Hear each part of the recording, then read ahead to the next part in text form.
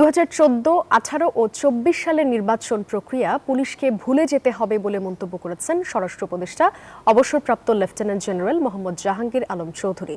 রোববার রাজধানীর রাজারবাগে পুলিশ সদস্যদের নির্বাচন বিষয়ক প্রশিক্ষণের উদ্বোধনকালে এসব কথা বলেন তিনি। এ সময় কোনো বিশেষ দলের হয়ে কাজ না করতে আইন শৃঙ্খলা বাহিনীর প্রতি আহ্বান জানিয়েছেন স্বরাষ্ট্র উপদেষ্টা। একই সঙ্গে স্বচ্ছতার মাধ্যমে জনগণের আশা আকাঙ্ক্ষা পূরণের চেষ্টার আহ্বানও জানিয়েছেন তিনি। রাজনৈতিক দলের কাছ থেকে পুলিশকে দূরে থাকার পরামর্শ দিয়ে স্বরাষ্ট্র উপদেষ্টা বলেন, ধৈর্যের সঙ্গে মাথা ঠান্ডা রেখে আইনি প্রক্রিয়ায় সকল বিষয় মোকাবেলা করতে হবে।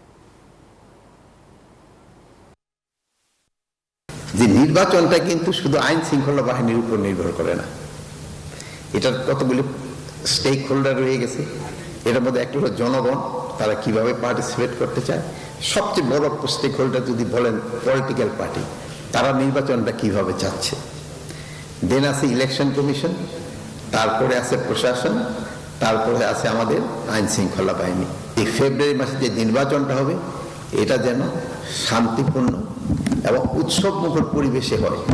এই জন্য আপনাদের সবাই সাহায্য এবং সহযোগিতা দরকার।